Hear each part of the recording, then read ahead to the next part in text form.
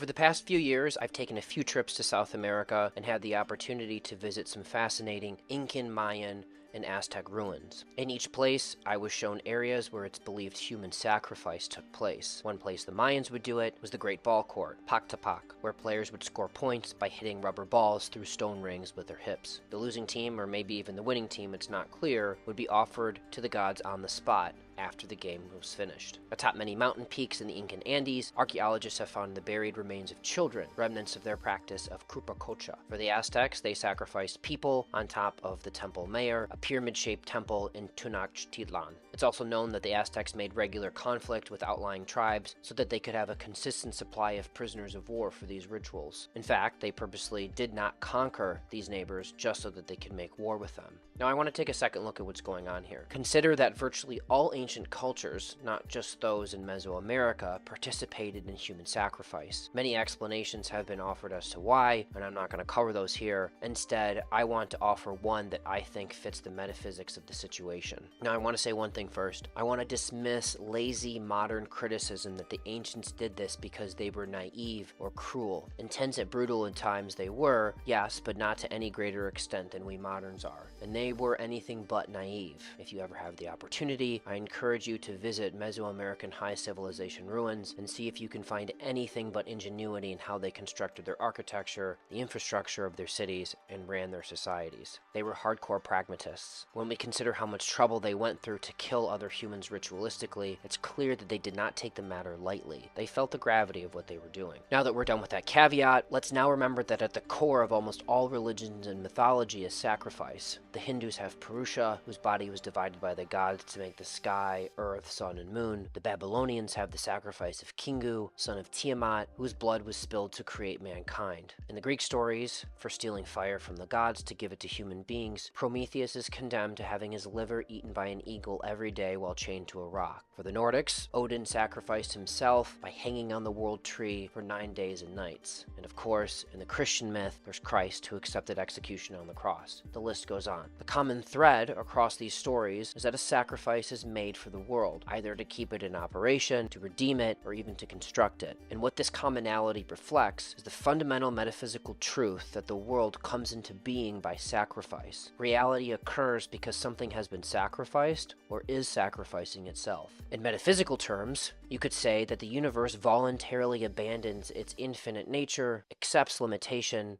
and is thus born into the world as a human being, accepting a linear span of time, accepting death. It willingly accepts finitude, but does so at the cost of its infinitude.